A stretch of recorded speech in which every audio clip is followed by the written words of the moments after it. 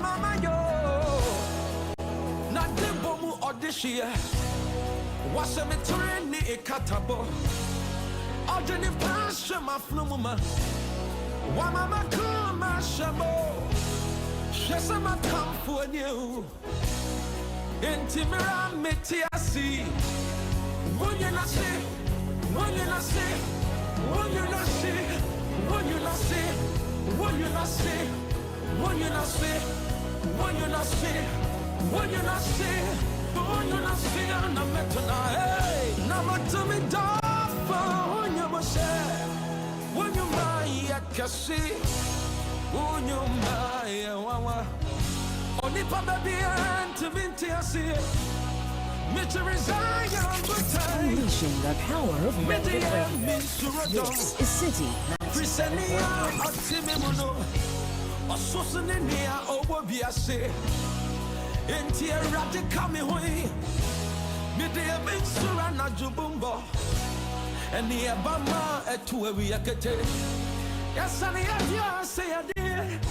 This is the Citi Breakfast Show, the city's biggest conversation. The Citi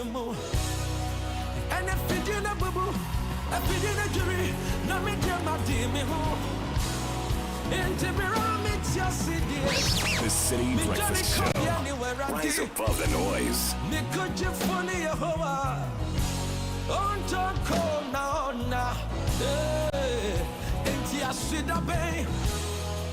Impona beso ani ejana media mentunyo mo ben na beye wasumude ega me ni me hanyino beba fere mawo akase ai me odia na me e wadidi bia ejan hey se me yisi kansoa sikane twetanye na free ho enti masem nyinanie eja wudina sidanka eja wudina sidanka odumfo wudina yeyenka kateche wudina ishiranka dasibre wudina ntontomoka chantwa hini wudina wudina kavari kuni wudipo why you in sada intimate beboni dingam where I'm din my man is watching man singing if you say oh you're singing oh binti sono oh you're cheating on me.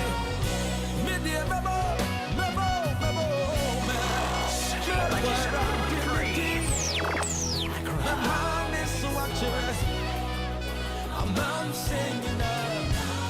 Maka say we over. If you say oh you're she need any. Oh binti sono. Oh you're teaching me. Yeah, jama kuma sura sampa. Na me tell you mama to it. So one hour train one when you ring was sit down. Eh, jama kuma sura sampa. Na me tell you mama to it. So one hour train one when you ring was sit down. Yenti mabo, mabo.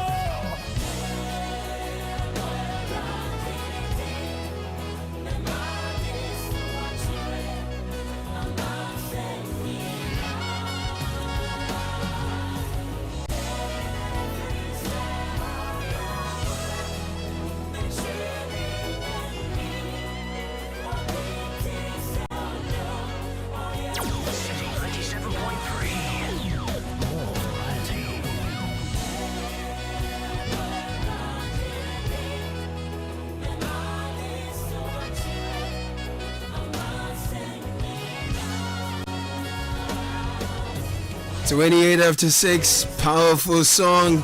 Kofi Osu Pepra, Macheng Eradi Enim. Wabre na swase na wetie me mpaibo. I have waited upon the Lord. He has inclined his ears to my petitions and my supplications. Powerful song. It's my prayer for you today that as you wait upon the Lord in every area of your life, he will incline his ears to your desperate cries. Welcome to a brand new day, 29 after 6, Tuesday morning. It's a bit rainy out there, so please do well to be cautious on the road. We're going to start our morning with some thoughts we call Business Sense, brought to you by Access Bank. Growth means different things to different people. So what does growth mean to you? You need to define growth.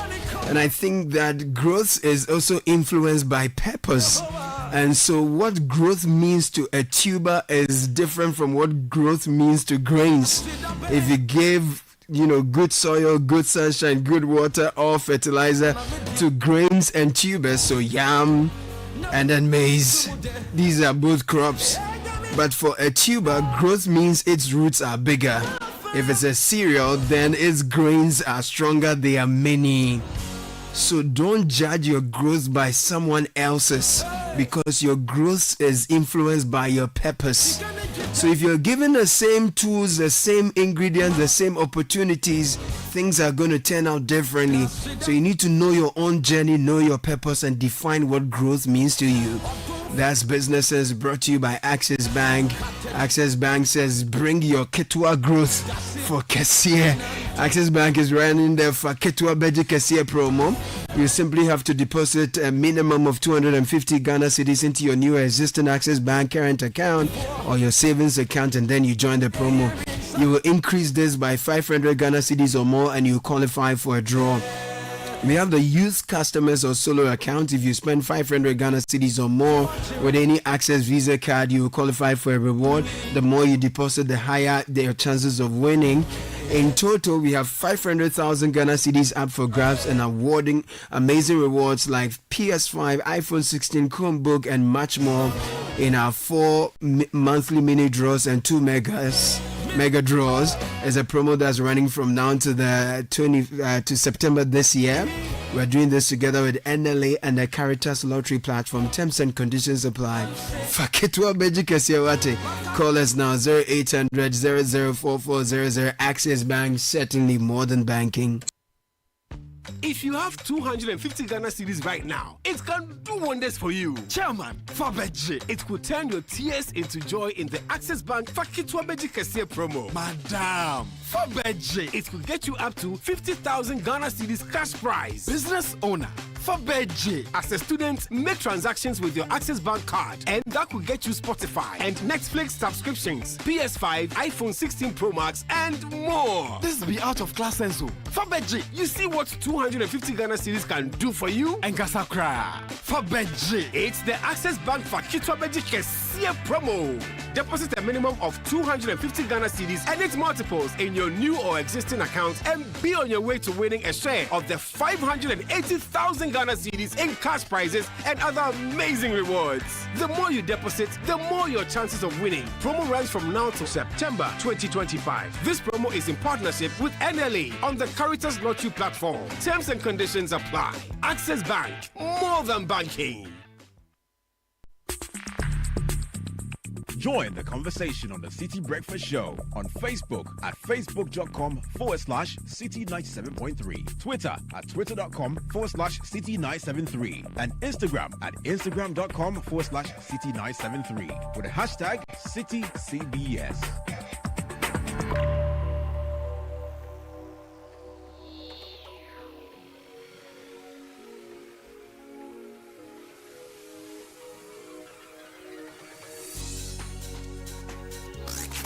Unleashing the power of relevant radio. This is Citi 97.3.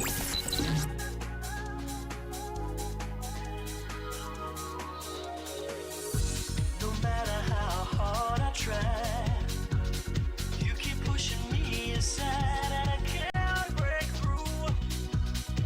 There's no talking to you. It's so sad that you're leaving. And we're jumping straight into the news review brought to you by Fidelity Bank. From the dreams of youth to the ambitions of adulthood, wherever you are on your journey, starting a career, building a family, growing a business, or planning your future, we're here for your journey. Every goal deserves the chance to flourish, and with hard work, dedication, and a strong belief in yourself, the seed of greatness is within reach. So trust in the journey and understand that Fidelity Bank is with you every step of the way. Together, let's turn dreams into reality. We're here for your journey. Believe with us. Jumping straight into the news. Bernardino Kokuavle, Kakra, Francisca Kakra Forsen. Good morning, ladies, gentlemen. Good morning, Caleb. Buenos dias. Buenos dias. What else can I say? ¿Cómo estás? ¿Cómo estás No, bien? you say estoy bien. Oh, right. Estoy bien. Estoy bien. It's a rainy morning. The Aye, temperatures are low. Yeah, I can say.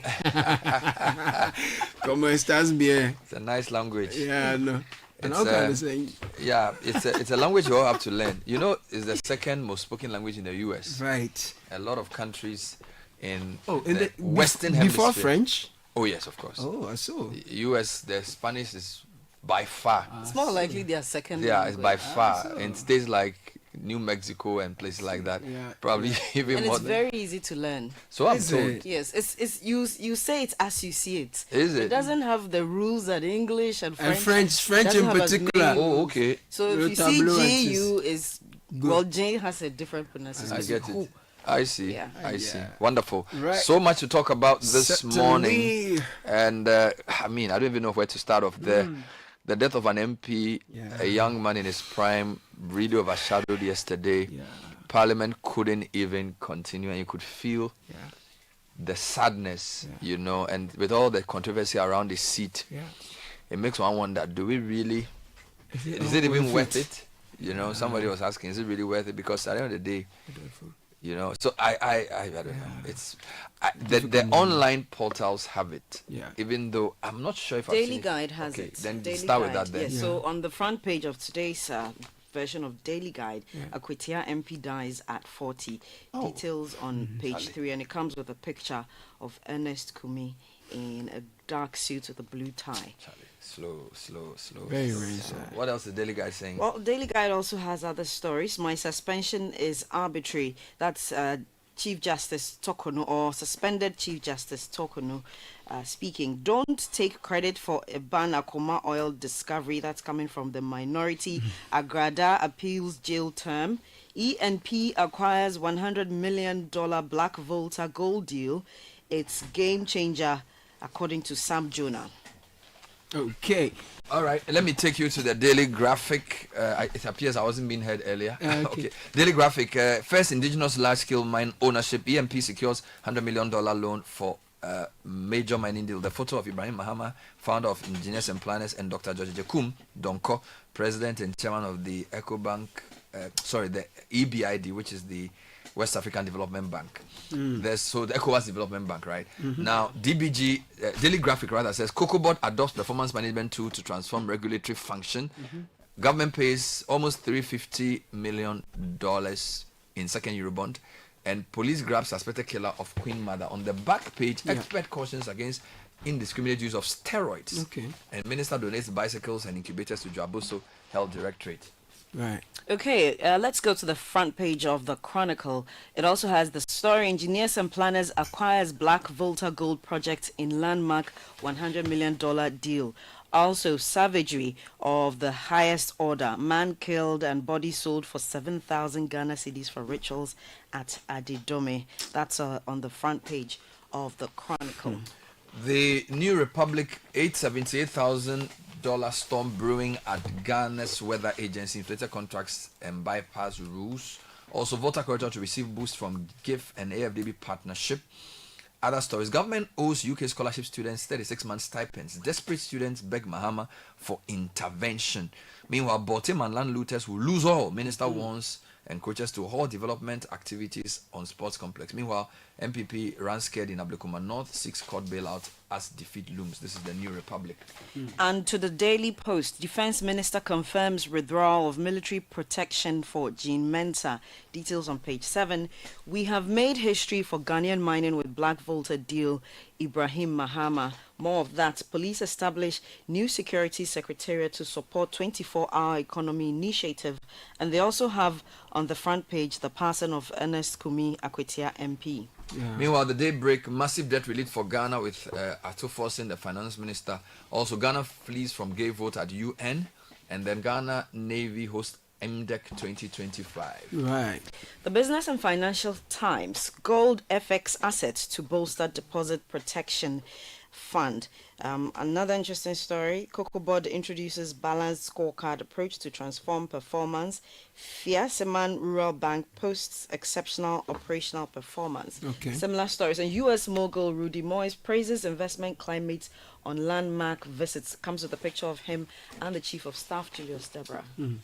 Let me take you to the Hawk. How much did MPP pay to party at UG amid COVID ban while Grassa gets us events blocked over virus fears? Also, no fees, no tears. 124,000 freshers sign up Mohammed's no fee stress lifeline. And Jack says MPP must choose unity over ego or perish. This is John Ajekum Kufuor. Right. I have the catalyst with me and front page stories. Stop being disruptive and let government work. Dr. Reku Brobe tells NPP. Comes with his picture as well as the minority leader's picture. Also, PURC holds investment hearings to shape power tariffs. And supports Mahama if you want to make money. Shatawale advises youth. Encroachers threaten Botiman Sports Complex. That's coming from Minister who is raising alarm. Okay, let me take you online if we're done, and I'll start elsewhere. Trump announces new tariffs of up to 40% on several countries. There's a CNN, and what survivors face in terrifying Texas floods. If you go to the BBC, their angle on US is US delays higher tariffs, but announces new rates for some nations, and why Texas floods were so devastating. That's here as well. Now I take you back home, channel 1news.com. Family of ex-Buffer Stock CEO slams Yoko over unlawful detention, threatens protest. Cardinal Texan says true development must be measured by human dignity and well-being, and President Mahama is ready to correct past mistakes. Archbishop Duncan Williams here is seen as saying, and MPP mourns Akwetia MP Ernest Kumi this year as well, and Ernest Kumi was a fighter and a force. Samia Wuku mourns late Akwetia MP. If you go to citynewsroom.com, fire cases up slightly in first half of 2025 despite 34% drop in prank calls. CDD Ghana urges media CSOs to resist democracy capture in Africa. Mahama has returned with vision and determination. This is Archbishop Duncan Williams. Every Ghanaian must contribute to nation building. That story is here as well. Minority misleading Ghanaians on oil discoveries. This is the Energy Ministry pushing back. And then also Ernest Kumi's tenure was overshadowed by relentless litigations. We are told, if you go to my journal online quickly, 24-hour economy without cheaper power and credit is a mirage. This is the GNCCI boss. We'll bring you details of that later. E&P gold deal merit-based, not political favoritism. This is Sam Jonah and High Street. IMF review highlights mixed performance. That's a good question here. Does a drop in inflation mean lower prices? Unpacking inflation, disinflation, and deflation in real life. All right, maybe let me start with the Daily Graphic. This story is everywhere. Engineers and planners secures $100 million loan from the ECOWAS Bank for Investment and Development. So this is a wholly owned Ghanaian company securing $100 million facility from IBID towards the agreed acquisition of Black Volta Gold project in the Upper West region. Now, the bank is also expected to make an additional $30 million available in December this year to finance the operations of the project upon the imminent acquisition. Now, the project in its development stage is owned by Azuma Resources. Now, it's an Australian mining company. Now, guess why they call it Azuma Resources? Because, you know, Azuma had gone to fight Jeff Fenech in Australia in the early 90s. His first fight was in the US, which was a draw, split decision, and Jeff Fenech said he had been cheated. So he invited Azuma to Australia for the rematch in a Park Stadium. And he had And beaten him. Azuma gave him the beating of his life. Oh my God. And so when the Australian business people were thinking of a mine, taking over a And mine then- in Ghana, the mine was okay. started many years ago by the Russians. Right. In the mid-90s, they said, why not name it Azuma? So, The guy who can beat the hell out of our champion. so Azuma Resources. So Azuma was there. So Azuma Mining Resources, it's an Yeah. Australian mining company working in Ghana. So EBIT and EMP have signed an MOU for the acquisition of the project, which will be Ghana's first large-scale indigenous gold mining project. Now, let me give you two related stories quickly. Yeah. Sam Jonah was chair of the event, and he says this is not political favoritism. He says the conversation to acquire Azuma started in 2023 when Mr. Ibrahim Mahama's brother was not yet president, and it was only consummated in this season.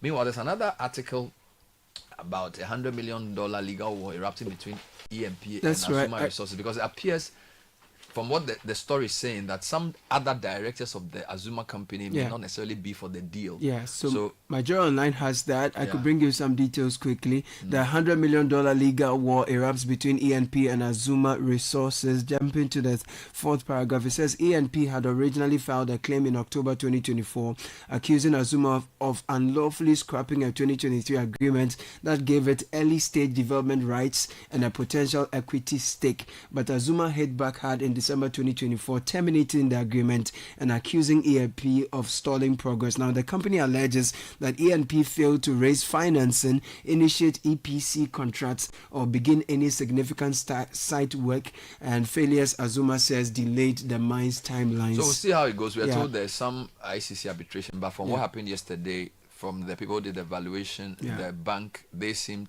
to be clear that ENP is ready to take over the company, which is why they got the 130 million. Now, the other story, of course, is the Akwatia MP. Francisca, what are the details? Yes, let me take you to Parliament. And the Member of Parliament for Akwatia, Ernest Yao Kumi, has passed away at the age of 40, sending shockwaves through Parliament and New Patriotic Party NPP. He died yesterday, July 7, 2025, following a short illness. Close sources indicate he died from sudden cardiac arrest. Mr. Kumi, who was serving his first term in Parliament after winning the Akwatia seat in the December 2024 elections, was described by colleagues as a rising star in the NPP and a dedicated public servant. So it's paragraphed. I'll take you to the announcement in Parliament. The official announcement of his death was delivered on the floor of the House by the Minority Leader Alexander Afenyo-Marking, who expressed deep sorrow over the passing of the young legislator. Addressing the chamber at the beginning of the day sitting, Afenyo-Marking said solemnly, "Mr. Speaker, one of us has been summoned to Parliament above." Oh, Charlie. This member was a young politician from the Eastern region in his first term in this chamber, carrying with him a promise to contribute to the discourse of our democratic enterprise. He revealed that the MP had appeared healthy over the weekend and had actively participated in parliamentary committee work. His sudden passing, therefore, came as a profound shock. He was always there, happy and vibrant. No one can ever say that in his few months in this chamber he was controversial or wronged colleagues. He lived the prayer. He lived the prayer of the House, a country of righteousness where none shall wrong his neighbor, the Minority Leader recalled. On behalf of the MPP Minority Caucus, Afenyo-Marking extended condolences to the MP's family and constituents. And he said, and I quote, "Speaker, I am through this medium expressing on behalf of the caucus condolences to the bereaved family and to the people of Akwatia who found him worthy of their trust." And It's tributes poured in from other lawmakers as It's well. a really sad story, especially if you look at the background, some of the issues around in fact, the matter is in court. So his victory in the election is in dispute. So it's really, really shocking. And yesterday we went to the constituency with our reports. You could hear the wailing. Now, some two pieces of news for Ghana. So the country has received green light from the IMF for the second tranche or some payment of almost 370 million American dollars. All right.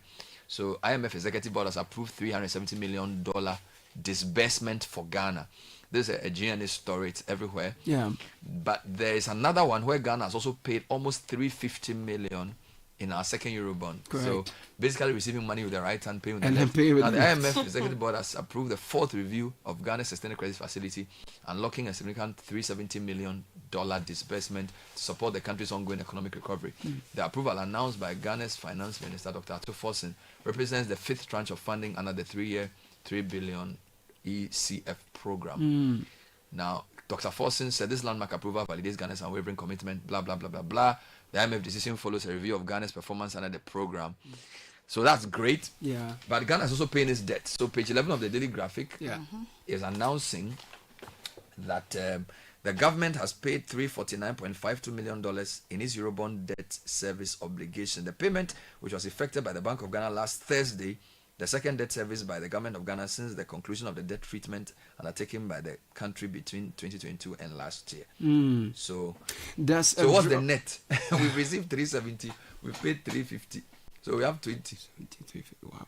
Now there's Interesting. also some news which is not in the newspaper. So the number of people complaining about roads. Yes. We are told the Ministry Correct. of Roads, the minister, Yes. will have a meeting with contractors this At morning. 9 a.m. today. And then there will be a press conference after that. Now, what's surprising to me is that yesterday the president said You mentioned. that the 13 billion that had been made available for payment of arrears, Yeah. you remember from last week, a sizable amount will go into the payment of road contractors. But I don't see it in any newspaper. I don't know if they didn't hear it. And I don't. I can also find it online. But I heard it clearly in the news that the president said that even the people of in Sawam, Pokwasi, of- also had a yes. demonstration. Yes. And because of the fact that payments had not been made, a lot of contractors had left site. Yeah. So he was essentially directing that a large chunk of the 13 billion be Should made pay available to road contractors. Yeah, I can't find the story In anywhere. fact, that I story don't know.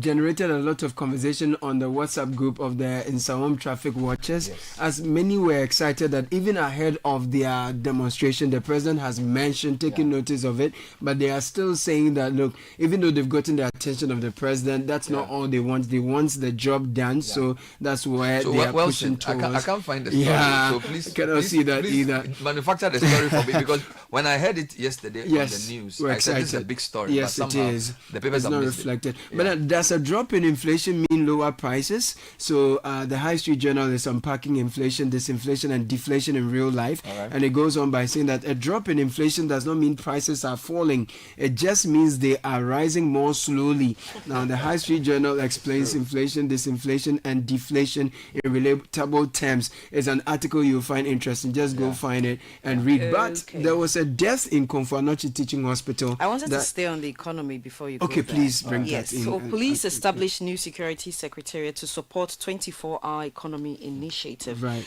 And this is on page 9 of the Daily Post. The Ghana Police Service has established a new unit, the 24-hour Economy Security Secretariat, to coordinate security operations for the effective implementation of government's flagship 24-hour economy program. This was announced by COP Mohammed Husseini Suraj, Director General in charge of the National Patrol Department, during the passing out ceremony of 233. Well, the police have a graduates. lot of work to do, because on page 13 of the Daily Graphic and on many websites, they have grabbed the suspected killer of a queen mother. This is a really tragic story.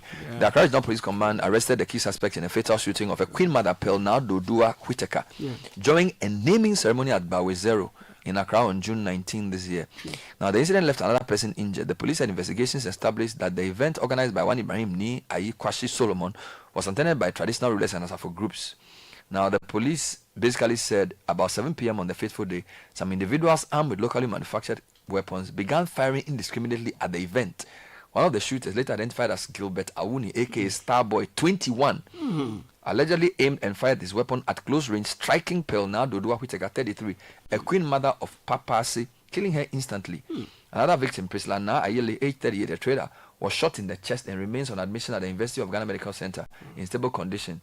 She said police investigation revealed that the suspects had consumed Sobolo drinks, allegedly laced with narcotic substances, at the ceremony before the shooting, and that realizing he had committed a crime, Starboy fled the scene on a motorbike with his friend known as Oxygen and sought refuge at Asokori in the Ashanti region. So a cocktail of craziness. Troubling indeed. And so the police have arrested one person. Politics. This is so sad. Yeah. And this is not the first time. When people take advantage of these kind of events and basically whether firing musketry, riding or motorbikes, having lower small arms, and just the police all need to kinds get of their things. beyond announcing 24 hour whatever. Yeah, they need to get their act together. Very important, Bernard. This the death of a Komfanochi Teaching Hospital doctor came in earlier. Now Komfanochi is demanding some laboratory, so the Komfanochi Teaching Hospital is seeking urgent prioritization and construction of a catheterization laboratory after losing one of its critical medical staff who suffered a heart attack. Now, Dr. Kwame Oduofori, an emergency physician at the hospital, is reported to have died over the weekend when his colleague doctors attempted saving him but lacked a crucial laboratory to treat an obstruction in one of the blood vessels pumping blood to his heart. We're told the absence of the laboratory at Ghana's second largest teaching hospital has sparked grave concerns over the poor medical infrastructure and public health facilities in the country, as Ghana boasts of only one of such facilities located here in Let me Accra. stay with health quickly. Nephrologist at Komfanochi, Dr. Elliot Quentin Tano, has cautioned the public against indiscriminate use of steroids, particularly those found in skin bleaching products, as they significantly increase the risk of diabetes.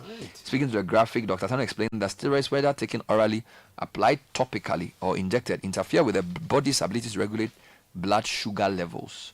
So he was saying, for example, that although doctors may prescribe steroids to treat specific medical conditions, they carefully monitor patients' blood levels to avoid complications. In contrast, individuals who use skin lightening creams, injections, or pills containing steroids often do so without medical supervision, unknowingly exposing themselves to similar health risks. So he's talking about blood conditions and stuff. He's a diabetes specialist and Very asking people interesting. to be careful.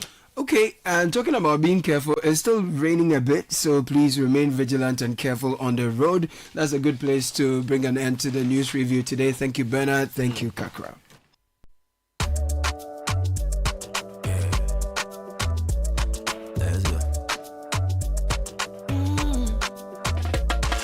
My body, when you wake up in the morning and you know the money calling, oh, you go work. But you know it's out in your side. If I believe with us, if I hold my hand and believe, cause you know it's out in your side. And when you dream, no say I live for you. And when you hustle every day, when you wanna go, anything you do, I live for you. If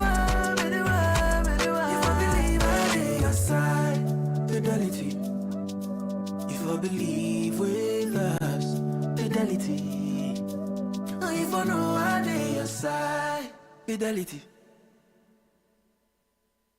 Oh, jump on now. Go.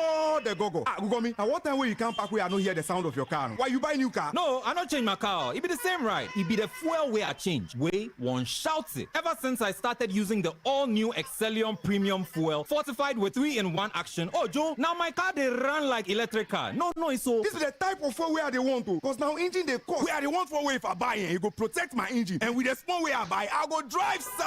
Absolutely. It's like strapping a turbocharger to your engine and giving it a protector. And what they bust my mind, Seth, be the 3-in-1 action, no? Excellium, they prevent up to 99% of deposit. It be anti-wear, some be anti-corrosion. Won't pay when I open them. Hey, so where can I find this magical fuel? Just head over to any Total Energy service station and your car will thank you. Hey, then make a finish my go be fast, then rush go Total Energies. My friend, but why your hand my go be inside? I give you info. Make a fill the go too small. Go. Yo, Anna. Excellium is designed to protect your car engine, decrease fuel consumption, and lower CO2 emissions. Don't say fuel, say Excellium. Choose Excellium, choose quality. This is the City Breakfast Show, the city's biggest conversation.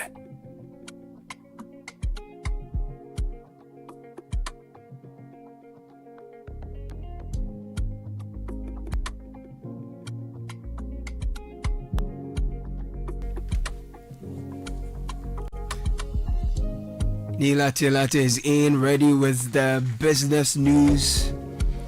The City Breakfast News proudly brought to you by EcoBank and MTN. EcoBank brings you a money emergency number. If you find yourself in any money emergency situation, whether you need instant access to loans, fund transfer, utility payment, airtime, or data purchase, and you can do all these even without data, all you need to do is to just dial the hot number star 770 hash, star 770 hash. If you dial this number, EcoBank will come through for you. There's no need to panic. Your solutions to all your money emergencies are taken care of with star 770 hash. So just dial that, and EcoBank, the Pan-African Bank, will come to your rescue. Now, carrying multiple phones around can be such a chore. Extra weight in your purse, stress of switching from one phone to the other, picking calls here and there. Now imagine being able to switch between different numbers on the same phone easily and seamlessly. You can go SIM-less with MTN eSIM and enjoy the convenience of connecting multiple phone numbers to one single phone or device. To check if your device is compatible, simply dial star hash 06 hash. Once you receive an EID number, it means your phone or device is compatible. Simply download my MTN app today to request your MTN eSIM and enjoy sweet SIM-less life everywhere you go. Nilate Latte is here with business news.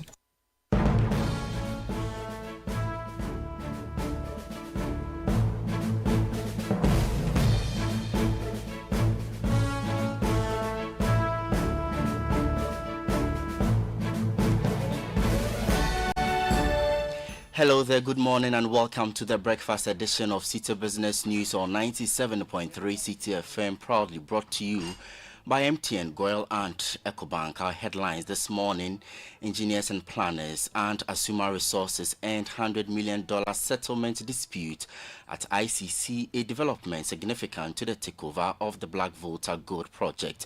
Also coming up, local oil exploration company Springfield rejects allegations of fraud by Petraco, threatening legal action over defamation.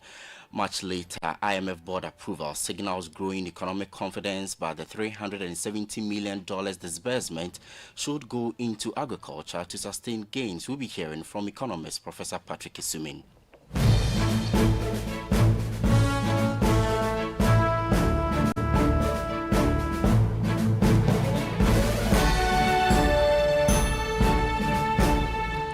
I am Ni Latte. Many thanks indeed for choosing us. Let's settle for the details now. A high-profile arbitration case between Azuma Resources and engineers and planners over the Black Volta Gold project has officially been halted. It follows a $100 million settlement backed by the ECOWAS Bank for Investment and Development. The legal dispute, which was before the International Chamber of Commerce, is as a result of the termination of a development agreement signed between the two Ghanaian firms 2 years ago. But with the signing of a major acquisition facility here in Accra, engineers and planners will now assume full ownership of the Black Volta concession. Legal counsel for engineers and planners, Bobby Banson, confirms to Citi Business News that the settlement clears the way for engineers and planners to proceed with project development. Engineers and planners approached EBID, which is the ECOWAS Bank for Investment in West Africa, and said, give us the $100 million for us to go and pay Azuma, the shareholders, based on the agreement that we signed with them. So what you have witnessed is the signing of the agreement between ENP, Engineers and Planners, and the ECOWAS Bank, for ECOWAS Bank to give Engineers and Planners $100 million, for Engineers and Planners to now go to Azuma with the agreement already signed between Engineers and Planners, and said we signed the agreement that we will buy it for $100 million. We will pay by 2026. We are in 2025. We have your $100 million. Take the $100 million. We are now the owners. So that is what has happened. Now the discussions that culminated in the signing of the agreement today between engineers and planners and EBID started about 18 months ago. The original agreement to acquire the assets with Azuma was signed in October 2023. So this is something that has gone on for the past 2 years. The most important part of it, which is the money. has been earned. The case before the ICC required for an order for specific performance. The specific performance is that we want to perform the part of the contract. So now that we have the money, we'll go back to them and say we have the money, and so let's close this up. That was Bobby Banson, legal counsel for engineers and planners. Now, Springfield Exploration and Production Limited continues to deny allegations of wrongdoing linked to a commercial dispute with Swiss oil trading firm Petraco Oil Company SA. In a press statement issued on Monday, Springfield described the claims contained in a petition reportedly submitted by Petraco to the Economic and Organized Crime Office, EOCO, as baseless. The company has also cautioned against what it calls sensationalized and misleading reports, warning it reserves the right to pursue any legal action.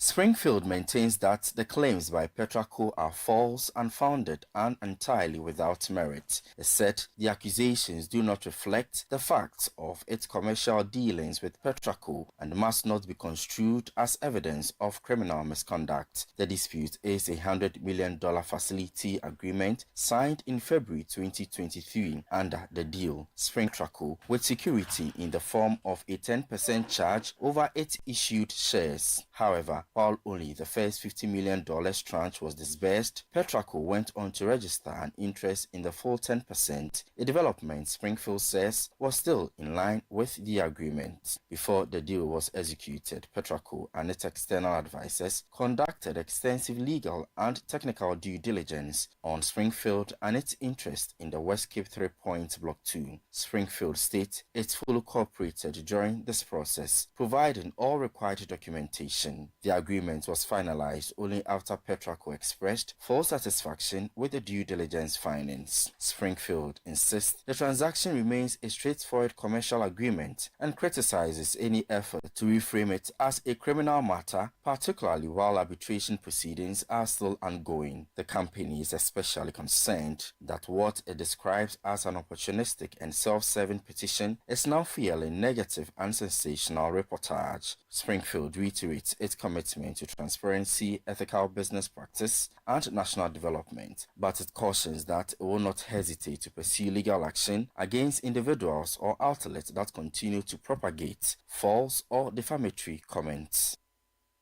Still in the oil sector, because Ghana is expected to attract new global oil investors following the official declaration of the Akoma and Eban oil discoveries as commercially viable. The Ministry of Energy and Green Transition says the announcement follows the successful completion of the appraisal program, which confirms the commercial potential of hydrocarbons in both fields. Energy analysts say this could significantly boost upstream activity, expand government revenue streams, and strengthen local economic linkages in the oil and gas sector. Executive Director of the Center for Environmental Management and Sustainable Energy, Benjamin Insia, tells Citi Business News the discovery is a strategic win for the energy future of the country. It's also a new way of attracting new international oil companies into our upstream, because the commercialization or the viability of these reserves will also attract others into bringing in certain capital, especially certain liquidity injection into that space to also be able to explore and then find oil. So I think that it is going to help us in terms of revenue mobilization, create a lot of jobs, because we are now going to develop this particular field. And developing this field also means that we need to get certain human resource, local and international. And this human resource will expand within these local economies that operationalization is going to take place. So it's also going to boost local economies. Benjamin Insia is Executive Director of the Center for Environmental Management and Sustainable Energy. Moving on, economist Professor Patrick Ndesumin has welcomed the International Monetary Fund's Executive Board approval of Ghana's fourth review under the $3 billion Extended Credit Facility Program. The green light clears the path for the disbursement of $370 million expected to support Ghana's ongoing economic recovery and reform agenda. But the economist said while the approval signals renewed investor and donor confidence in the country's macroeconomic management, the government must channel the funds into productive sectors like agriculture to stimulate inclusive growth and ensure long-term economic stability. It's good news for the Ghanaian economy, even if it was widely expected that the IMF board will approve this. it's going to add to the overall growing confidence in the economy, which we've seen in the last few months. In terms of where to channel it, I think this is largely going to be budgetary support probably. So I think the forex obviously helps strengthen the Ghanaian cedi further. But I think if I were to suggest, I would say we should use it to support the agri sector in the main. Agri sector and perhaps some of the road projects that have stalled, because the stalling of those road projects tend to increase the cost. And then we've seen that agri is really the fulcrum, is a very important aspect. Now the government has planned this for our economy. I think agri should be the heart of it. Economist and finance lecturer at the University of Ghana Business School, Professor Patrick Esuming. Away from that, market analysts are warning of continued undersubscriptions in treasury bill auctions as investors increasingly favor higher yielding options. At the first auction in July, the government fell short of its 3.36 billion Ghana cedis target by over 11%, signaling waning demand for short-term government securities. They attributed the shift to more attractive returns offered by Bank of Ghana bills and other investment vehicles amid a general decline in T-bill yields. They cautioned that without policy adjustment or rate realignment, the trend could persist in the coming weeks to impact government liquidity projections. The trend in undersubscription in treasury bill auctions is expected to continue in the coming weeks as investors favor alternative instruments offering more competitive yields, particularly BOG bills over traditional T-bills. According to Databank research, the ongoing decline in yields coupled with inflation, currently at 13.7%, suggests that lower returns on investment is likely to persist. The Treasury is expected to re-enter the local bond market soon, aligning with its strategy to issue long-term securities to finance upcoming debt at more sustainable levels. At last week's auction, investor demand for T-bills remained weak, with total bids amounting to 2.96 billion Ghana cedis, falling short of its 3.36 billion Ghana cedi target. However, the Treasury accepted all bids, which comfortably covered 2.24 billion Ghana cedis in maturities due. The auction also saw further decline in yields across all tenors, with the 91-day bill down by 13 basis points to 14.5%. The 182-day bill went down by 23 basis points to 15%, and the 364-day bill went down by 49 basis points to 15.17%. This marks a continuation of the downward yield trend driven by easing inflation and changing investor preferences. Nete Ajaho with that report on the forex market this morning. The dollar trading at 12 cedis 40 pesos, the British pound at 17 cedis. That of the euro could be sold to you at 14 cedis 60 pesos. And that's it for the breakfast edition of Citi Business News on 97.3 Citi FM. It was proudly brought to you by MTN, Goyle and EcoBank. I am Ni Latte. You can visit citynewsroom.com/business for more on our top stories. Thanks for listening. Do have a good business day. Charlie, where are you? Boss man, I'm at the bank.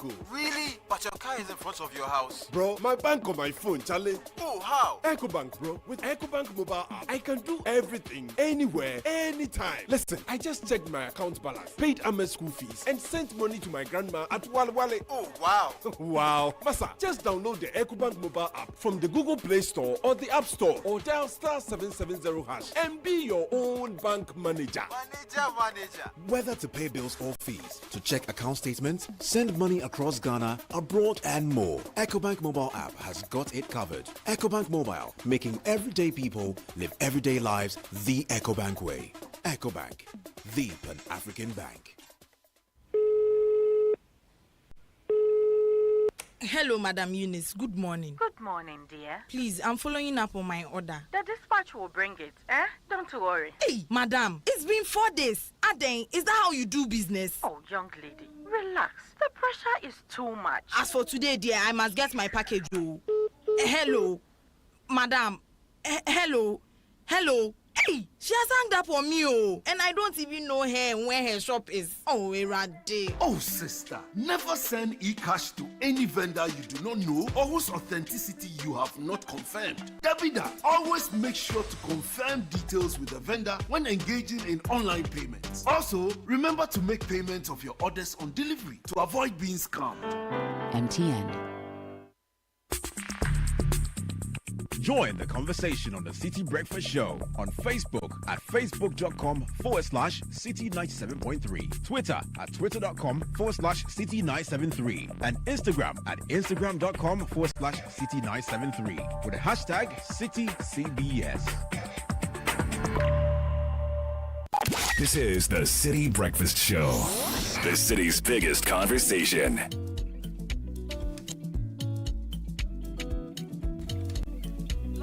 It's 13 after 7. Let's bring you kickoff. Benjamin and Ketias here to let you know all you need to know in the world of sports. Is proudly brought to you by Polytank, Shell, and Lesheho.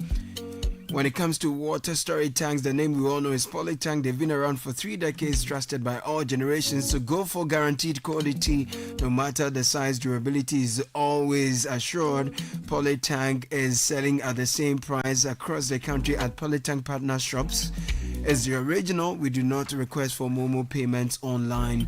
Now, how do you want your engine to feel today? Confident, protected, ready to perform? Then let's talk about the Shell V-Power. Shell V-Power with Dynaflex technology, specially formulated to clean and protect your engine, giving it the boost it needs. So fill up with Shell V-Power at a Shell service station near you and feel performance, feel confidence, feel protection over and over again. Fuel the feeling with Shell V-Power. Shell, go well. Tell you what, the Lesheho Donkomi campaign has come to you because you deserve financial peace. Life comes with financial challenges, but with Lesheho, you don't have to face them alone. We've reduced our interest rates for you. Ask Nketia, no matter his expense, when you call Lesheho, they just come through for him. So this is the number Nketia usually will call or WhatsApp. 02700 4799 02700 4733. So let's make life easier together. Act now before the offer ends. T's and C's apply. Let's share home. Let's improve life. Benjamin Nketia takes over with kickoff.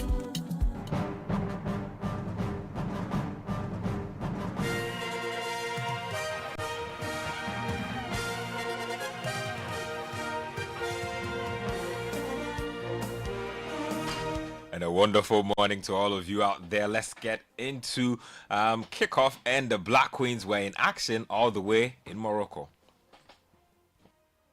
Strike a goal, and Banyana double their lead. 2 goals in a matter of minutes.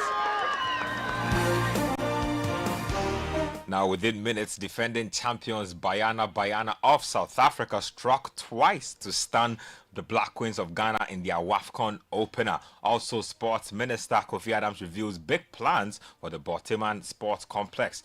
Now, Shell, kickoff is proudly brought to us by Shell. Shell, go well. Zonda G8, Polytank Ghana, and Let's Share Ho, Let's Improve Life. Let's get into it with the Black Queens, and they missed the chance to secure their first win at the ongoing 2024 Women's African Cup of Nations in Morocco, failing to defeat South Africa's Banyana in Group C. Now, Black Queens lost 2-0 in that particular game. It was the 5th meeting between the two nations at the WAFCON group stage, with Desiree Ellis' side once again coming out top over the Queens. We have more in this report. It was the 5th meeting between Ghana and South Africa at the Women's African Cup of Nations, with Banyana, one of the tournament favorites, once again coming out on top against the Black Queens in Morocco. For Ghana, it marked their 11th appearance at the WAFCON, having won 7 of their opening matches, drawn 2 and lost 2 in previous editions. The team has also suffered 3 early group stage exits in 2008, 2010 and 2014. The Black Queens came into this year's tournament on the back of a series of preparatory friendlies under head coach Kimlas Bjorgren. However, in their opening Group C fixture, Ghana fell short against the defending champion South Africa. Despite the victory, South African journalist Musisiwe Mokoena insists there's still more work to be done by Banyana head coach Desiree Ellis. She does have plenty of pressure on her to make sure that the team does really well in this camp. I mean, Banyana had played in about 8 finals before they won the tournament in 2022. And it goes back to the team having to do well. But I think the expectations are a bit more on the team, especially with the things that Mpumi is mentioning, the sponsorship, which had been running since 2009, is, looking not to renew. And, that could have a huge impact on South African women's football in general, and not only just Banyana. Because For the Black Queens, their next test will be against Mali in the coming days. However, according to Ghanaian journalist Aishetu Zakaria Ali, the team will need to step up significantly after their disappointing performance against the South Africans. I wasn't really excited when Nora left and then the bottom coach came because it was two things for me. It was within a short period of time, considering the time that Kim has to prepare the team for the tournament. But then again, if Coach Nora wanted to go, nothing could have stopped it because the negotiation both sides didn't go. When Coach Kim came, again, my expectation was very low because he has never coached in Africa before. He never played in the WAFCON tournament before. Doesn't even know a style of play. So let's hear from woman of the match, Bambanani Mbane. She spoke about the pressure of being defending champions when they played against Ghana. Thank you. It was a tough game, but I'm glad we managed to have 3 points. This is not for me. It's for the team and my wife at home. Thank you so much. It is the third time that South Africa are winning the opening game at the WAFCON. This is also the third time you're beating West African opposition and now against Ghana. But really, what does it mean for the team entirely? We knew it's not going to be an easy one. We are defending champions, so we have to work extra hard. But I'm glad we have the 3 points. Let's now hear from South Africa head coach Desiree Ellis after her side's 2-0 win. We changed things a bit and then got out and started getting onto the ball a lot more because that is our strength. And I haven't seen the penalty though, but I know the foul was in the box, but I haven't seen the penalty. Sometimes it goes for you, sometimes it doesn't go for you. And I think the second goal came also at a great time. We could have finished it off with the third one. They got almost back in. We had a couple of chances. But if you look at the game overall, I think it was even Stevens because Andili made quite a couple of saves as well. I thought we handled the long ball very well. We knew that it would come from the left-hand side. And in the midfield, I thought Linda controlled that part of the game well. But defensively, we were really sound. We always know we're going to create chances. And we always say if we can keep a clean sheet, we'll win the game. And today, our whole team played defensively really well. But it was like nothing away from Ghana. They're still a quality side because that 15 minutes really could have changed the game if we had to concede there. But we stuck in there and hung around and took a little bit more control and got the result that we wanted. Let's move on to some other stuff. And Sports Minister Kofi Adams says there are plans to convert the Boteman facility into a sports university once ongoing works are completed. Now, according to the minister, the new institution will serve as an extension of the Winneba Sports College with the goal of promoting sports education and capacity building across the country. We don't need to start as a university straight away. We could even start more as a college, a learning point. And we need to do an arrangement such that we will use the facility regularly, whether for training purposes, whether for regular competition, or whether for purposes of people coming to learn. Our plan truly is to upgrade the Winneba Sports College to a university, and they will use this place also as part of the campus as an satellite campus, because there are more facilities here than maybe we have at Winneba. But Winneba have a certain structure for a purpose of college, lecture halls and what have you are there. So a combination of the two facilities will help us push this agenda. You heard Sports Minister Kofi Adams speaking there. Meanwhile, Chairman of the local organizing committee for the 2023 African Games, Dr. Kweku Ofosu-Asare, is urging the public to be measured in expectations. Now, Ofosu-Asare clarified that although much progress has been made, the facility is not yet fully completed and is currently undergoing some work. He's calling on the media and the public to report accurately and allow the final stages to be completed without pressure. It's an unfinished project. The government needs partners. And you have to help government to secure partners. So as you sit behind and you are typing, you are talking, have that in mind. It's our country. Nobody will come and do it for us if we don't do it ourselves. You watch the Wimbledon right now. You see if a British player is playing. You see how they rally. Yeah. So we must have that nationalistic spirit and attitude, whatever we do about Baltimore.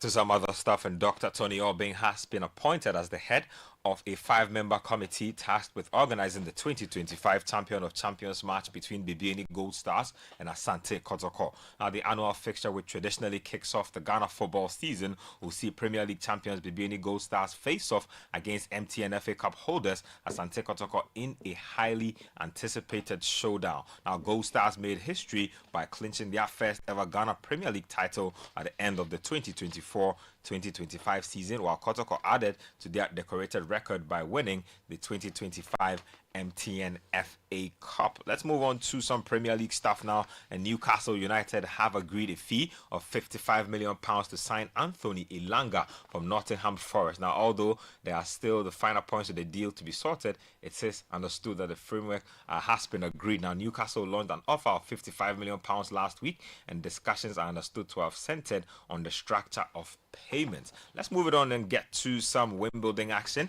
And Yannick Sinner is through to the Wimbledon quarterfinals, but says he can't accept it as a win after opponent Grigor Dimitrov was forced to retire due to injury. Now, the world number one was 2 sets down and struggling when Dimitrov collapsed, clutching his chest, unable to continue despite a medical timeout. Now, it's a heartbreaking exit for the 34-year-old Bulgarian, who is now retired injured in 5 straight Grand Slam appearances. He is an incredible player. I think we all saw this today, and he's been so unlucky in the past, couple of years. An incredible player, good friend of mine also, and we understand each other very well off the court too. And seeing him in this position, it's honestly, if there would be a chance, that he could play, the next round, he would deserve. And but now, mostly, I hope he has a speedy recovery. Very, very unlucky from his side. I don't take this as a win at all. This is just a very unfortunate moment to witness for all of us. And yeah, I think already in the last, Grand Slams, he struggled a lot with injuries, and seeing him now again having this kind of injury is very, very tough. So you heard Yannick Sinner speaking there. To some basketball to finish up, and Indiana Pacers star Tyrese Haliburton will miss the 2025-2026 NBA season after having surgery to repair a torn right Achilles tendon. The 25-year-old sustained the injury during the first quarter of the decisive Game 7 of the NBA Championship Playoff Finals against the OKC Thunder last month. That's all for kickoff this morning. I am Benjamin Nketia. There's more sports at citysportsonline.com.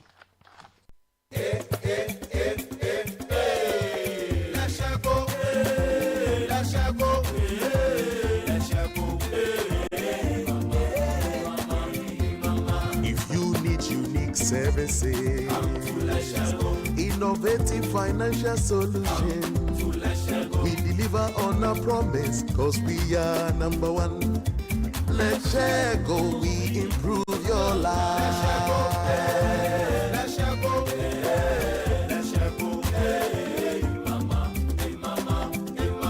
Even when you're stuck with nothing, no matter your situation, let's share go, we improve your life.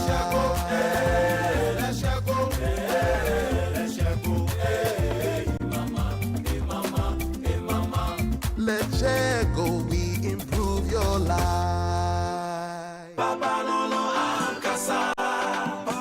Polytech is everywhere, durable and authentic. Stronger brand you can trust. Polytank, we get some more Rambo and get some more super. And the Polytank, we did for Papa no, Papa no.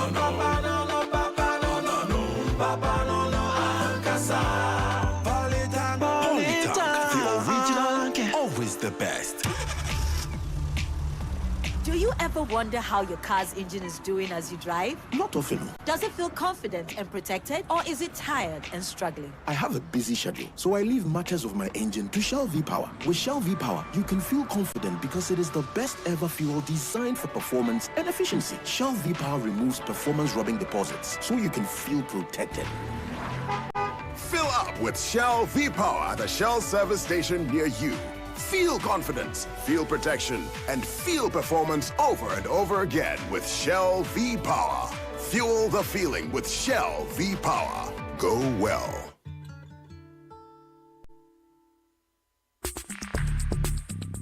Join the conversation on the City Breakfast Show on Facebook at facebook.com/City97.3, Twitter at twitter.com/City973, and Instagram at instagram.com/City973 with the hashtag CityCBS.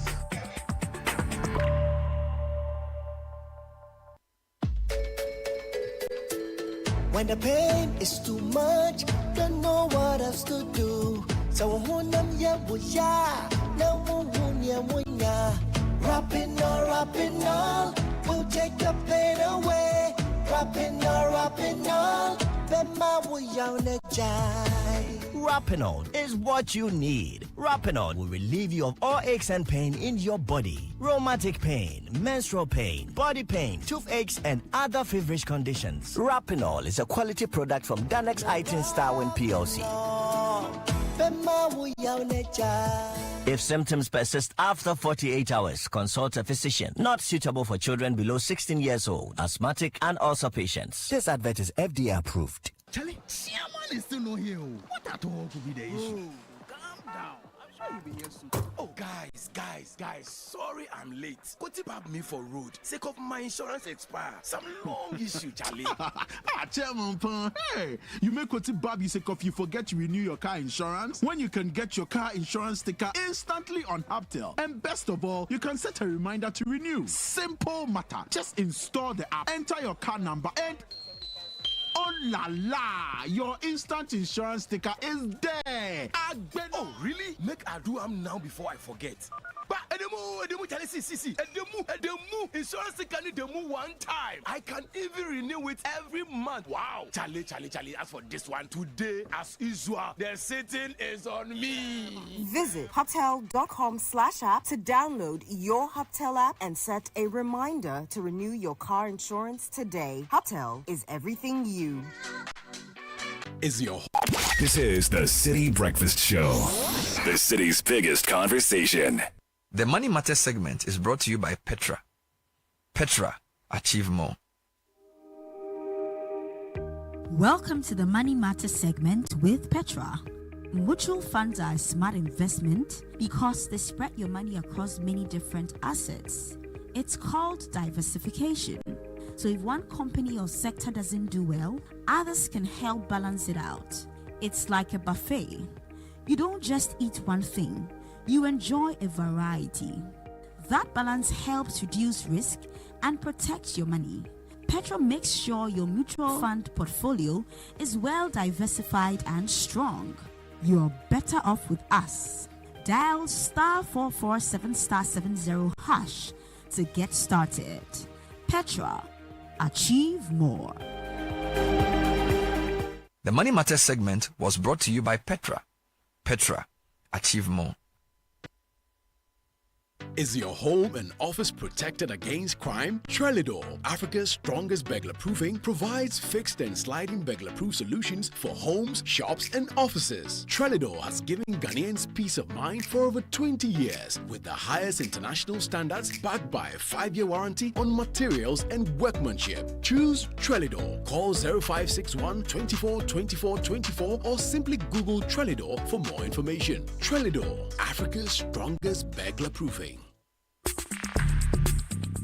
Join the conversation on the City Breakfast Show on Facebook at facebook.com/City97.3, Twitter at twitter.com/City973, and Instagram at instagram.com/City973 with the hashtag CityCBS. Upside your head, say oops upside your head. Say oops upside your head. Say oops upside your head. Say oops upside your head. Say oops upside your head. Say oops upside your head. Say oops upside your head. Say oops upside your head. I'm back at you again. Upside your head. Radio station WGAP. Say oops upside your head. Say oops upside your head. Now on all you gappers and you finger snappers, you toe tappers, and you love lappers, I want y'all to say this with me. Say it. Upside your head. Say oops upside your head. Say it loud. Say oops upside your head. Say oops upside your head. Say it loud. Say oops upside your head. Say oops upside your head. Pay attention, sucker. Say oops upside your head. Say oops upside your head. Say oops upside your head. Say oops upside your head. Say oops upside your head. Say oops upside. I can dig it. Say oops upside your head. Say oops upside your head. Say oops upside. It don't make no difference. You gonna dance anyway. Upside your head. Say oops upside your head. Say Bigger the headache, the bigger the pill, the bigger the The City Breakfast Show. Rise above the noise.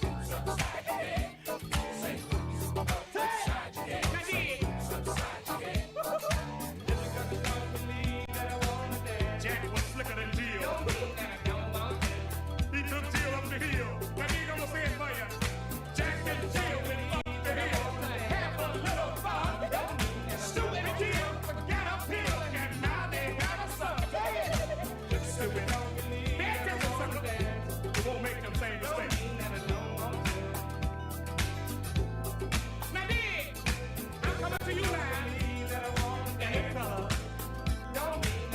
Still on the one, having fun.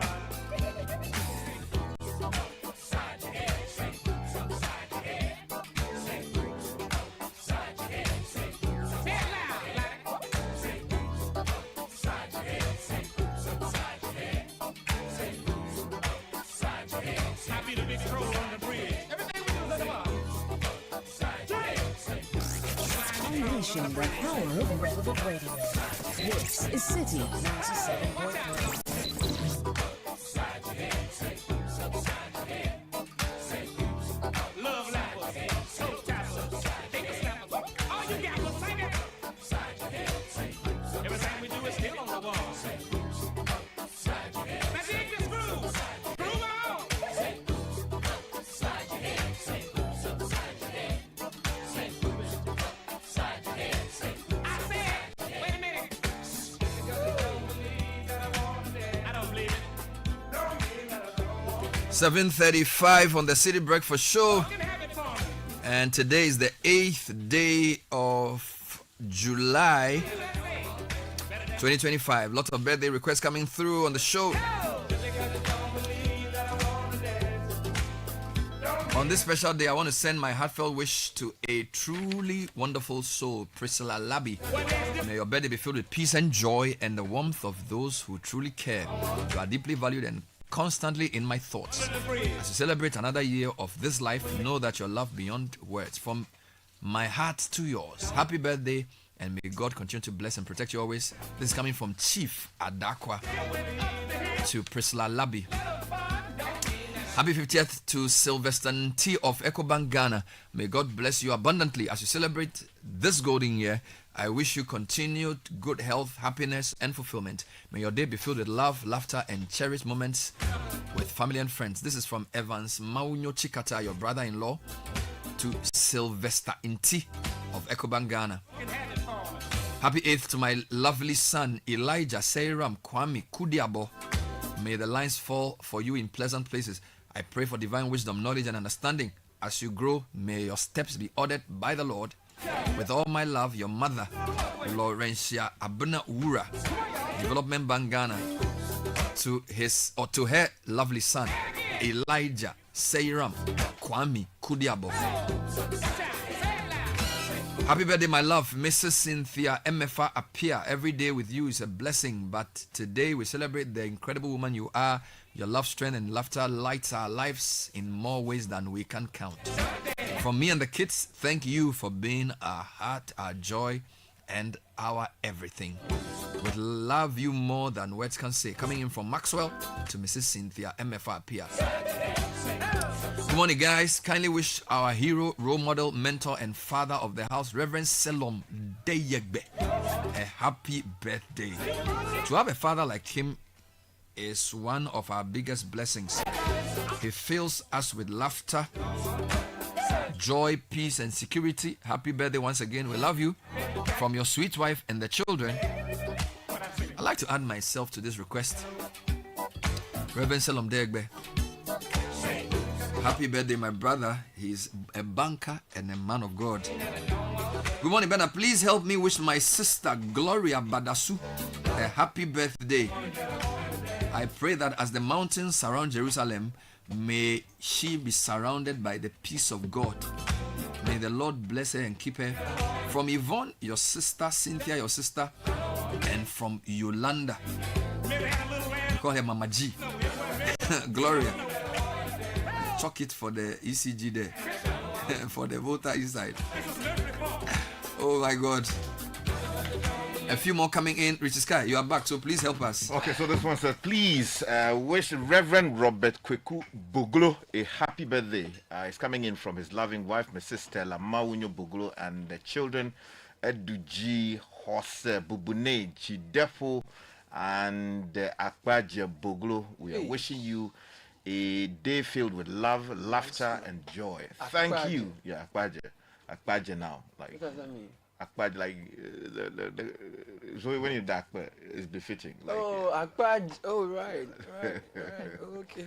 Thank you for being our rock, guiding light, and forever our hero. We love you to the max. And this one says, good morning, Bernard and team. I want to wish my dearest husband, Mr. Emmanuel Mawuta Azu, a blessed and happy birthday. I pray for God's blessings and protection for him now and always. We also want him to know that we love him and we do appreciate all the efforts that he makes towards the family as the head of this institution. It's coming in from Enam and Selom, who say they are your adorable children. Okay. And this one says, belated happy birthday to Mrs. Betha Bochu. Bochu, wife of Reverend Gilbert Bochu. You are mentioning names today. Do you know Bochu? We won't say it today. Oh, sorry. I said that already. Of Adonai Chapel, Medina Firestone. Cheers to life for you, mommy. It's coming in from Gina of GEC. More comments coming in. Alrighty. So that's my I can call it my alma mater, right? Which of them? The church that I grew up in. The GEC Adonai Chapel. Yes, Global Evangelical Church Adonai Chapel, Medina Firestone. Global. Yes. So this is to Mrs. Betha Bochu, yes. wife of Reverend Gilbert Bochu, of Global Evangelical Church Adonai. This is from Gina of GEC. Yes. Yeah. Do you know Global? Global. Yeah, I remember that. That matter, Charlie. All right. Yeah, Charlie. So welcome back. Where did you go? I vanished for the system. It's like small. So you are back in the town. Yes, I'm back. You are back in town. I'm back with great and better.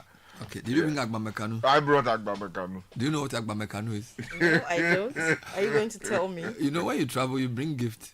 Okay. So like when your mom travels or your dad travels and he comes back, he has to put something in his bag for you. Yes. If he doesn't, he will say, Daddy, what did you bring us? If you didn't bring anything, go back to sender. Oh my God. Yeah. A couple of things to remind you. The literacy challenge this year is quite condensed. Yep. We announced it yesterday, and it's basically an essay competition for starters. So Caleb, go to the details for me before I sort something out. So here's what is going to happen if you're a student aged 11 to 15 years and you're in Ghana. You are ready to write, think, and analyze your way into the hearts and minds and straight to the top. Then it's time for you to get ready for the Literacy Challenge 2025 for Level 1. This year's big essay topic is, in not less than 600 words, discuss the effects of climate change on agriculture in Ghana. What challenges do these effects effects present for individuals, families, communities, and the country as a whole. In your essay, your essay must be in your own handwriting. It must be endorsed by a parent or a guardian. Add your full contact details. The deadline is Saturday, the 26th of July 2025. Submit your entries to the front desk of Channel 1 TV, Tessano number 5 Oula Hansen Lane, or Citi FM number 11 Dr. Martin Loop at the Baka, or mail to P.O. Box GP 14123 Accra Central. If you make it to level 2 and you go on to win level 3, you will win 10,000 Ghana cedis cash, a Glitzy trophy, and bragging rights as the most outstanding all-round JHS student in Ghana. So for more details, please call 0205 973 973. The Literacy Challenge 2025 is powered by Citi FM, supported by Channel 1 TV, and is sponsored by Belmu and GB Assessment. So you heard it on the program. It's a 3-in-1 opportunity. Starts with an essay, follows with an aptitude test, and ends with a quiz. And essentially, if you're aged between 11 and 15, I think we've modified it. It's basically for people who are aged between 11 and 15 to get involved in this very interesting opportunity of a lifetime. Send in those entries. Make sure you write it by hand, though. Don't let AI do the work for you. Because these days homework has changed. Because usually when you are home and they bring their work and there's a computer, it's very easy for them to simply the AI can help you, but please use your brain to make sure you write the essay with your own thoughts. You can let the internet help you with information, but write it yourself. Think through the solutions, think through the challenge. Don't become I'm tempting Mr. AI. Why are you doing that? No, I'm just saying that they can let the machine help them, but they should write it themselves. Well, I mean, that's a very valid point. And I noticed that a number of my friends who teach these days complain about this. And even in the other world too, lecturers are concerned about it, except that they have softwares and systems to detect some of these things. The truth, though, is that many of these institutions are liberalizing how their policies operate as to accommodate the use of artificial intelligence, except that in expressing what thoughts you have about a particular assignment, they want to smell, they want to feel, they want to hear your own expressions and a voice through that. Of course, there's a way of getting the tools to do that for you. But I think people who use artificial intelligence, especially the generative AI, have got to realize that there's something known as hallucination. If the system doesn't know a particular thing, and because it feels embarrassed about it, and I'll use the word like that, it then makes up things. So the rule is that you should know what you're talking about, so that if the feedback it is giving you is wrong, you'll be able to detect it. You can use it to structure your thoughts, structure your arguments, and properly argue out with the necessary modifications. So it is important that all students listening to us, I don't know what the policy is in our various universities and in our schools, but yes, as much as possible, I believe that we should incorporate these into the way we answer questions. It should be possible to use AI to raise lines of argument for you. What are the things to look at? How do you want to be persuasive? All of these things, the right choice of words and all of that. It is possible to do that because all the top universities that we're talking about have modeled policies that are responding positively to this emergence, except that maybe in our case we don't seem to be doing much because many of our schools don't even have the platforms to be able to detect some of these things. So let's encourage them. I just want to add, I agree with Sky about incorporating AI into our education. Please, stop giving people ideas. They should just write the essay on climate change and how it's affecting agriculture, their families, their individual, and their country. Simple. But you don't know why. You see, the reason is because at my level, right, I have learnt about the two. Mercy. You understand? And I have qualification in that. Yes, and please. I say it with all the humility I can command. And from all the things that the professors have talked about, it is to help you learn. Do you understand?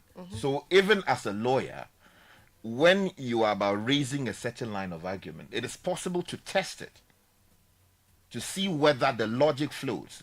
There's something known as internal incoherence, right? Maybe you are making an argument about a particular line of topic, and you made a particular argument in paragraph A. Paragraph B, you are making an argument that is inconsistent with what you had argued earlier. The system is able to trigger that, raise it, and say, no, what you're arguing is exactly. So that level of dissonance you can correct with things like that. That's why I'm saying that the kids can use it to generate what lines of argument are proper and fall within quickly, the right context. Not to disagree, I just wanted to add that we shouldn't forget about the importance of original thought and the creative power that comes with original thinking in incorporating AI into our education. That's very important. Yes, it is. So that we don't have, the students, the kids going straight to AI as the first point of call when they have assignments, but to test themselves, to engage their creative power and think through it, the ideas that they can come up with before they can get the assistance of the AI to properly modify it. And also proofread. All right, so let's focus on what I'm saying. If you are age 11, 12, 13, 14, 15, please send in an essay, whether AI helps you or whatever helps you. Write it with a pen. Yes. And send it on paper. We want to know your thinking around climate change. That's what we want to know. Obviously, there's information available to help you. Yes. But the reason the essay is in two parts is that we are asking you what challenges it poses to you or for individuals, families, and communities and countries. So basically, you have to contextualize the solution. So you think about your own, and of course, the more examples you give, the better, right? Yeah. And you see, the fail-safe, tool in there is the fact that there's an interview aspect to the assessment, right? You don't just throw out what you have done and then hope that maybe it will win. Yes, you can get your foot through the door, but when you sit before the panel, you have to justify, like Viva Voce, you have to justify why you wrote what you wrote and whether you actually have internalized the material properly. And that is where you could be exposed. So know what you're talking about, regardless of what tools you rely on. Okay. In the meantime, really, really sad news that we got yesterday from Parliament. The MP for Akwetia, aged just 40. And, it's one thing if, like, you hear that somebody's been unwell for a long time and then they pass on. It sort of prepares you in a way, all right? Or maybe the person is pretty old, they've lived their life, done a lot, and then the Lord calls them. But to have a man in the prime of his life, basically hasn't even spent a year in Parliament after a number of failed attempts to get there. He had tried on the MPP ticket 2020, lost, and then went in 2024, won. There was a contentious issue. In fact, on the day of swearing in, you recall that the NDC side had said that he should not be sworn in because he was... there was a case pending. Injunction. Yeah, and then the minority team said no, he should be sworn in, and the case would take care of itself. The High Court was not too happy, but eventually he went to the Supreme Court, and the Supreme Court sort of vindicated his right, but the substantive matter is still being heard. So he's really not even finished dealing with the issue, only for this very shocking news to disrupt everybody. So yesterday, Parliament had to suspend, or is that the word they used? No, they actually adjourned. They adjourned, that's the right word. Yes. They adjourned the sitting, and it was, you could hear the voices, a lot of sadness, because he's somebody I've interviewed.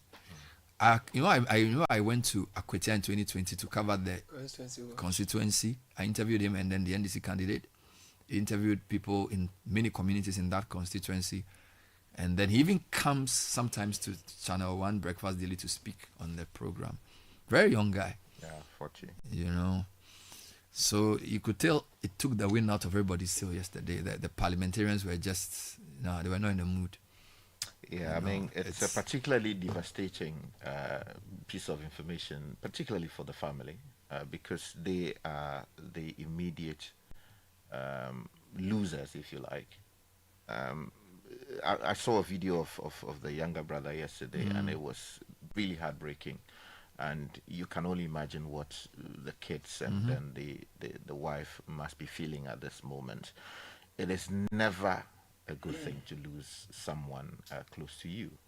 And all we can ask for at this moment is to pray for the Lord's strength to find them in whatever shape or form, so that they can command the kind of fortitude and the resilience necessary to process this difficult situation and emerge better. Because as we always say, we believe that he's gone to the right and proper place, and he'll find true rest there.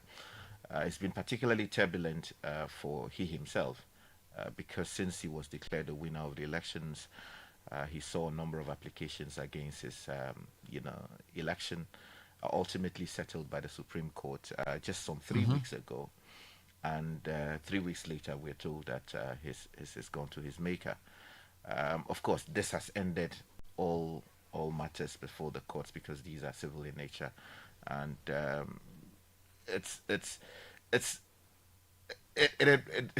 it's difficult to even talk about what constitutional arrangements would immediately kick in, because the family must be able to process this. But for purposes of information, we do know that because this is happening just some 6 months into the life of a new parliament, or 7 months if you like, the constitution requires under Article 112, as amended, that because this involves the death of a member of parliament, elections shall be held within 60 days to choose a new member of parliament for the constituency. So that would be a by-election.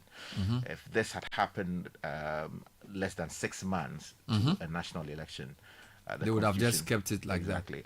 So that vacuum would be filled at some point in September, hopefully. So now what will happen is the clerk of parliament would have to be formally notified by the family. Upon receipt of that notification, the House will be properly told about it, and written notice will go to the Electoral Commission, informing the Electoral Commission of it. I think even before all those things, for me, we haven't even gotten to the cause of death yet. And sometimes, because these are private issues, you don't want to get into it. But from all we've heard from those we've interviewed, the guy seemed fine, which is what makes it more shocking. Like he was, and it wasn't like he had an accident or anything. So he seemed pretty fine. We are told he even went for a funeral with his DC to the Western region. He went to mourn with the Efia MP, and had come back home on Sunday. He was quite okay. And we were told he had been sent to the hospital, not necessarily in a bad state. That's what we were told. So it's very, very shocking, and for a man with a young family, it makes it even much worse. We have somebody who knows him pretty well to just have a quick chat on how people are reckoning with this matter. So Collins Adomako Mensah is MP for Efija Kwabre North, obviously a close colleague of the Honorable Ernest Kumi. Honorable Adomako Mensah, thanks for joining us. Good morning. Yeah, good morning, Senior. Kindly accept our condolences. I'm sure this is very, very sad for you and the people very close to Mr. Kumi. Words fail me. Words fail me. And yesterday, I led a press conference in the morning. Right after the press conference, I went straight to my office. Few minutes after I entered the office, I got a call from one of the journalists who had covered the press conference, asking me to confirm an issue. So I thought he was referring to the press conference that we just had. And then I asked him, what do you want me to confirm? He said, I want you to confirm that our brother and colleague, Ernest Kumi, has passed on. Then I screamed. And I asked him where he got that information from. So I just asked him that he should just give me some few minutes and I'm going to call him back. So the first person I called was Eric J, who happens to be the current CEO of NEIP, who's a very close friend to Ernest.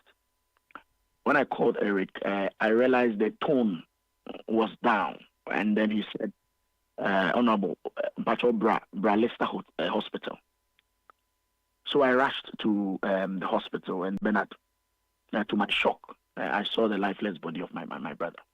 It's a very sad situation, and in moments like this, you just have to reflect. I've known Kumi for some time now. we hang out quite very often at an area in Jowulu, and it's sad that we have to lose him at this particular moment. Time of his life, 41-year-old young man, entered Parliament just 6 months ago. It's a very difficult moment for myself and those of us who were close to him. Without asking you to narrate everything, just confirm. We understand the weekend he was pretty okay. He had even gone for a funeral at Takrady or something, so that there was no known ailment or sickness, correct? Absolutely. In fact, on Thursday, I saw him in Parliament. And then I think he had gone to Takrady to, on the invitation of his colleague, Member of Parliament from Efia constituency, who was had a program in the constituency. And so he invited a couple of members of Parliament to join him in Takrady. So he had gone to Takrady. The information I have is that he was very, very okay. He attended all the programs that he was invited to in the company of the former regional minister. So he was there Friday, Saturday, and left there on Sunday. In fact, Sunday he had come home. The wife tells me that he was okay. He had even a moot court, which the lawyers may be able to explain further yesterday. So he was studying, preparing himself for that, and then he complained of some pains and asked the wife to take him to the hospital. The wife had taken him to the hospital. He was pretty fine. He had been given some medication. In fact, he called one of our friends to inform him to go to the law school to lodge a complaint that he's been admitted, and so he will not be available for the moot court, which was taking place at 1 p.m. I mean, the friend got the call around 8:21 a.m. in the morning. And then 30 minutes later, the wife calls this colleague of this friend of ours, mutual friend of ours, that he should come to the hospital and that his friend has been admitted. He said, "Oh, my friend didn't tell me that it was this serious." It was when he got there that the wife told him that this is what the doctors are saying. And so he had to call a few of the close friends. He called Erika J, and then I came in. And then, so I can confirm that over the weekend he was fine. In fact, we were in Parliament on Thursday. He looked pretty okay. There was nothing wrong with him physically as we saw him. And as I said, over the weekend, he participated in all the activities in Takrady with his colleague, Member of Parliament from the Efia constituency. So it's a shock. It's a serious shock to all of us. And then the whole backdrop of the unresolved, if you like, court matter, because you all know that prior to the swearing of this Parliament, there had been an attempt to even sort of get him not to be sworn in, which he defied, and then the court cases that he's been having to deal with. So you can say he hasn't actually rested properly, because if you're an MP with a matter in court, you would definitely have divided attention. So it's a bit of a it makes it more tragic, doesn't it?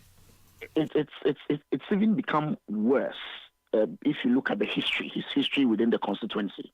There was a young man in the corporate world doing quite well. He decided to contest, and I first contested with him at the same time in 2020. We won our primaries together, and we used to meet and have a chat. I even got to know him because he's a government communicator. He was a part of the government communication team, and I was also. So in 2020, we all won our primaries. Unfortunately for him, he could not succeed at the general elections. He came back to win the primaries again for the 2024 elections. And as you put it, right after the election, he's been in courts. Fortunately, I think the last court case, he got some favorable response. That made him a little bit more comfortable. And he would tell us that after the MP power, he felt more comfortable now, and it's just been 6 months. And the painful aspect is that all that he spent to get himself there, unfortunately, he couldn't rip anything from it. I mean, it's a sad situation. And Bernard, yesterday, I don't know how to describe it. For me, as a young person, I must be frank, I've not seen a very fresh, lifeless body like that before. I've not all my life until yesterday. and seeing him there, because we just couldn't believe it. We were hoping that he would just wake up. You know, we were hoping that he would just get up and say something to us. You know, so we kept standing around him. The wife, very strong woman. Everybody, we all couldn't believe it until we called the Lashibi funeral home operators to come in and convey the body to the mortuary. That was when it dawned on us that we've really lost our brother. It's still a shock. Yeah. I mean, I've not had a good night. Yeah. I've not had a good night. And yesterday, you know, as I said, we meet almost every day at Jowulu to have political discussions with friends. Apolitical, I mean, divide of any politics, NDC, NPP, we meet to have discussion about Ghana. And yesterday, when we met again at the same spot, it was not the same. You know, he was very friendly, very outspoken person. He was very generous. Hello? I mean... No, go ahead. Very generous. He was very generous. I mean, when we meet, he buys food for everybody to eat and all that. So, my brother, it's a very tough moment. Yeah. So, on the MPP side, of course, former President Akufo-Addo, Dr. Bamia have all issued statements. Minority leader spoke. Majority leader spoke. It's a big setback for MPP, isn't it? Because you have a smaller team than you had in the previous election, and you are sort of building yourselves as an opposition. And for this young life to be cut off like this, I mean, I'm sure the mood in minorities is quite wretched this morning. Are you in Parliament? Are you guys going to go to work today? What's the outlook? Yesterday, I mean, everything was thrown off gear yesterday. And whilst I was at the hospital, I kept communicating with the leadership of Parliament. Because the leadership, as you know, everybody was also in shock, and they just wanted to be sure of what they were hearing until the unfortunate was confirmed to them. Yesterday, for instance, if you followed proceedings in the House, nothing happened. Just the minority leader and the majority leader gave brief tributes to our brother, and then Parliament was adjourned. This morning, I'm told the leadership of Parliament will be visiting the family house to commiserate with them. I'm also hearing that it's likely that our presidential candidate will also be visiting to say hello. I'm told the former president is not in town at the moment, but he has released a statement. But it's true, the whole caucus has been thrown off gear. Yesterday there was we had a caucus meeting just to brace ourselves for the tax ahead. As a political party, I know the party has issued a statement, but as you know, the speaker must be formally informed of the deaths, and then I'm sure the speaker will also announce to the Electoral Commission, and then the whole new process will kickstart to get a new person. Our numbers at the moment is not looking too good, as you just described, considering the numbers we had previously, and to lose him now, it's a challenge. It's a challenge. Don't forget that he won the election, but it was a very tough election. And so it is not an area that we can claim to be ours. We also have to go back and fight again to see if we can get the seat back. That is a big challenge for us. The minority has been thrown off gear. Commiserations and condolences to you personally, to the MPP, and of course to Ghana. He's not just an MPP person. He's a young MP representing the people of Akwetia for the country. So all of us have been affected by this. So accept our condolences and hope you get the strength to get back to work. Thank you. And I just wish that we pray for the wife. Young lady with our 3 kids. We were all wondering yesterday how she was going to hold herself together going forward. Let's pray for the family, the wife especially, and the kids. You know, let's pray that the good Lord Himself will strengthen them in this very trying moment. Thank you, Collins Adomako Mensah, MP for Efija Kwabre. I think it's North. Speaking to us about the death of Ernest Kumi, MP for Akwetia. He was just 40. survived by a wife and young children. It's really difficult. Yeah, to really deal sad. with. Really Very sad. difficult. Yeah. I mean, over our years covering Parliament, anytime this thing happens, Charlie. you just feel the absence. Yeah, it puts everything in context, right? Sometimes you ask yourself, is all of this even worth it? All the struggle, anyway. Let's not get ahead of ourselves. Let's bring you tech and social media trends. Edwin Kwakufi is joining us with this segment.